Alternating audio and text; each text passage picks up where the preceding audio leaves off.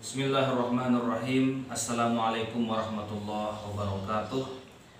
Alhamdulillah wasyukurillah wassalatu wassalam ala sayyidina Rasulillah wa ala alihi wa sahbihi wa man tabi'a hudahu ila yaumil qiyamah, amma ba'du. Para pemirsa, kali ini kami mengajak kita semua untuk membahas Kitabus Shaum, yaitu bab tentang puasa, dari kitab Fathul Qorib atau melalui matanya yaitu Ghayatut Taqrib. Bismillahirrahmanirrahim. Kitabus Syiyami, ai hadza kitabun fi bayanis syiyami. Kitab ini menjelaskan tentang puasa. Secara bahasa, secara logat, as-shaum atau as-syiyam itu bermakna al-imsaku, yaitu menahan. Menahan di sini secara umum, baik menahan diri dari makan dan minum segala hal yang membatalkan puasa, ataupun menahan diri dari hal-hal yang lain seperti berbicara, sebagaimana tertulis dalam Al-Quran perkataan Siti Maryam yang berkata, inni nazartu lirrahmani sauma walan ukallimal yauma insiya. Di dalam ayat ini Siti Maryam bernazar, dia bertekad untuk berpuasa, dan puasanya itu pada hari itu tidak akan mengajak seseorang pun untuk berbicara. Nah, itu makna puasa atau as-shaum atau as-syiyam secara bahasa, yaitu al-imsaku, menahan. Adapun menurut syariat Islam, puasa adalah imsakun an muftirin biniyatin makhsusatin jami'i naharin qabilun lisaumi min muslimin aqilin tahirin min haidin wa nifasin, yaitu menahan diri dari segala hal yang membatalkan puasa dengan niat tertentu. Tentunya niat tertentu di sini adalah apakah niatnya itu adalah puasa sunnah ataukah puasa wajib.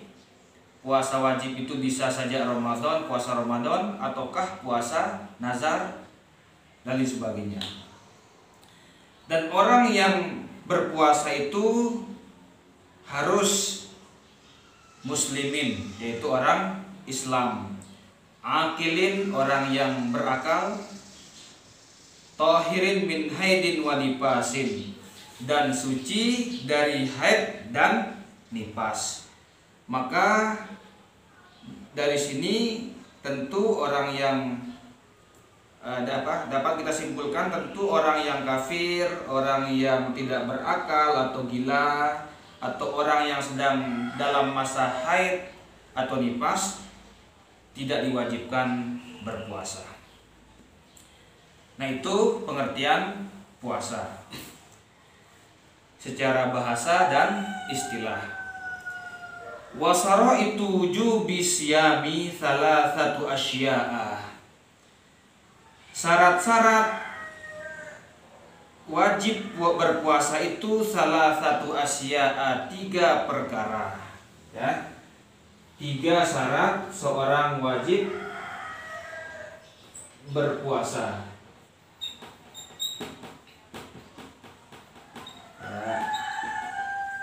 Syarat-syarat wajib berpuasa yaitu 3. Al-Islamu, yang pertama, seorang yang berpuasa itu harus Islam. Maka orang yang tidak Islam tidak diwajibkan berpuasa. Wal bulugu yang kemudian berikutnya orang yang balik. Maka anak-anak as-sobiyu, anak-anak tidak diwajibkan berpuasa. Wal aklu kemudian berakal, orang gila atau orang yang stres atau orang yang kena penyakit ayan tidak diwajibkan berpuasa. Wal qudratu ala saumi. Nah, ini syarat penting. Wal qudratu ala saumi, yaitu dia mampu melaksanakan puasa tersebut. Maka orang yang sudah tua, yang sudah tidak mampu berpuasa, maka dia tidak wajib melaksanakan puasa. Atau orang yang sakit tidak wajib melaksanakan puasa. Itu 3 hal yang menjadi syarat wajib melakukan puasa. Wa faraidus shaumi. Nah, sekarang kita lanjutkan dengan rukun-rukun berpuasa. Arba'atu asya'a, yaitu ada 4 perkara. Ada 4 perkara yang menjadi rukun-rukun puasa. An-niyatu, yang pertama niat. Seorang yang akan berpuasa harus berniat. Sesuai hadis Nabi Muhammad SAW, innamal a'malu binniyat. Maka sungguhnya segala perbuatan itu harus disertai dengan niat. Apa itu niat? Niat adalah qasdu syai'in muqtarinan bi fi'lihi wa mahalluha al-qalbu, yaitu menyengaja berbuat, melakukan sesuatu disertai dengan perbuatannya, dan letak daripada niat itu berada di hati. Wa talaffuzu biha sunnatun, dan melapaskan niat itu hukumnya sunnah. Nah, tadi kita menyebutkan bahwa antara niat dengan perbuatan yang akan dilakukan itu harus muqtarinan, harus berserta. Nah, maka antara niat puasa dengan terbitnya fajar ini tentunya agak sulit dilakukan penyertaan antara niat dengan terbit fajar, karena kita memulai puasa itu ketika terbit fajar. Maka di sini dalam berniat berpuasa dibolehkan berniat pada malam harinya. Nah, ini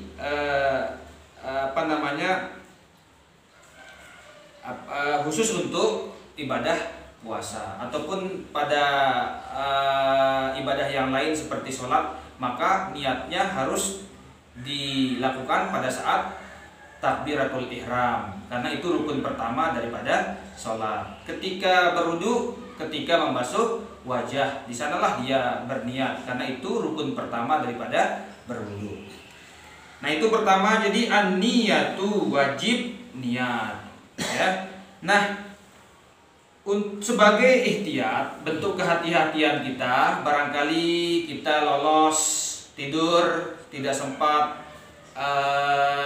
makan sahur, maka kita disunahkan berpuasa meniatkan puasa selama 30 hari pada hari pertama bulan Ramadan. Di sana kita boleh meniatkan puasa itu sebulan penuh. Nah, itu niatnya nawaitu sauma sahrin, nawaitu sauma sahri ramadana hadhihi sanati lillahi ta'ala. Aku berniat berpuasa sebulan penuh pada bulan Ramadan pada tahun ini lillahi ta'ala. Itu rukun pertama, yaitu niat yang menjadi rukun puasa. Wal imsaku, yang kemudian berikutnya imsak, menahan diri dari segala hal yang membatalkan puasa. Minum, makan, bagi yang punya istri, menahan diri dari pergaulan suami istri. Itu dari menahan diri dari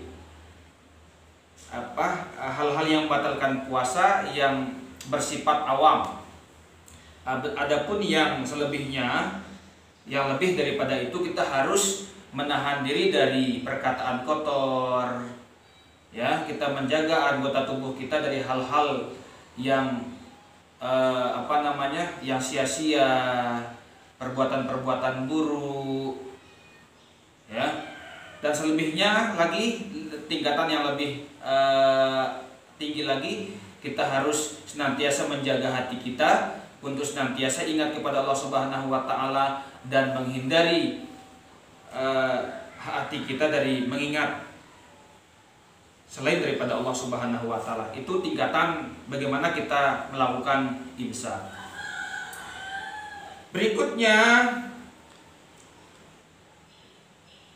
walladzi yubtiru bihi shaimu asratu asya'a, yang membatalkan dengannya as-shaimu, puasanya orang yang berpuasa itu, asratu asya'a, 10 perkara.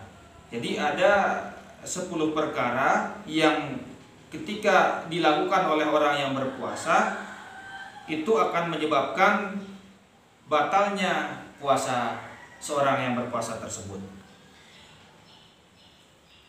Ma wasala amdan ilal jaufi, yaitu apa yang sampai dengan sengaja, ilal jaufi, kepada rongga, ya, lubang, ya, ilal roksi,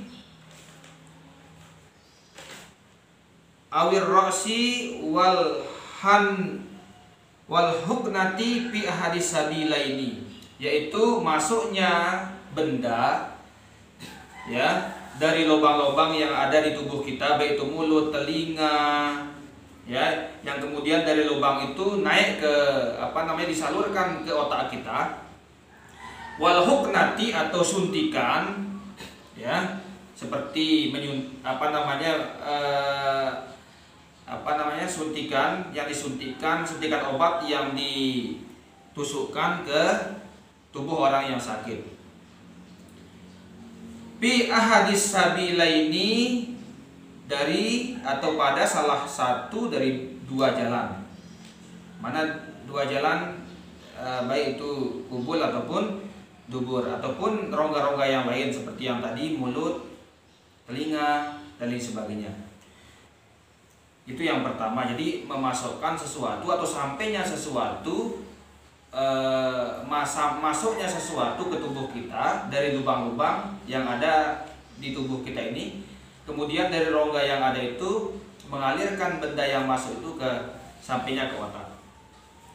Wal qai'u amdan, muntah secara sengaja. Wal wata'u amdan, berhubungan suami istri secara sengaja. Fil farji, maksudnya al wata'u amdan di sini adalah berhubungan suami istri itu fil farji, pada vagina atau kemaluan suami istri tadi. Kemudian berikutnya wal inzalu, kemudian keluarnya mani, an mubasyaratin, disebabkan dari bersentuhan atau gesekan antara lawan jenis. Wal haidi wan nifasi wal jununi war riddati, berikutnya haid bagi perempuan, ketika haidnya datang maka batallah puasanya. Wan nifasi, begitu juga seorang yang melahirkan, ketika keluar darah nifasnya maka batallah puasanya. Wal jununi, kemudian orang yang sadar ketika kemudian pada saat dia berpuasa akalnya hilang atau gila, maka batallah puasanya. Berikutnya waridatu, yaitu orang yang murtad, orang yang keluar dari agama Islam. Wa yustahabbu fis shaumi thalathatu asya'a. Sesuatu yang disunnahkan fis shaumi pada saat berpuasa, thalathatu asya'a, ada 3 perkara. Ini sesuatu yang sangat dianjurkan dalam berpuasa. Ta'jilul fitri, yang pertama ta'jilul fitri, menyegerakan berbuka puasa. Kalau kemudian waktu berbuka puasa sudah tiba, hendaklah bersegera berbuka puasa. Jika matahari sudah tenggelam dengan sempurna, azan sudah dikumandangkan, maka bersegeralah untuk berpuasa. Itu sesuatu yang sangat dianjurkan dalam berpuasa. Wa ta'khirus sahuri, kemudian mengakhirkan sahur. Mengakhirkan sahur artinya sahurnya menjelang fajar. Yang terakhir, wa tarkul hijri minal kalami, menghindarkan diri dari perkataan-perkataan kotor, perkataan-perkataan kasar.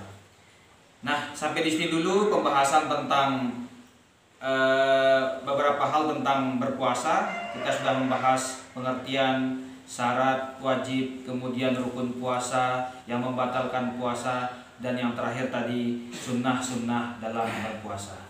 Demikian yang dapat kami sampaikan. Mohon maaf bila ada kekurangan. Wallahul muwaffiq ila aqwamit thoriq. Wassalamualaikum warahmatullahi wabarakatuh.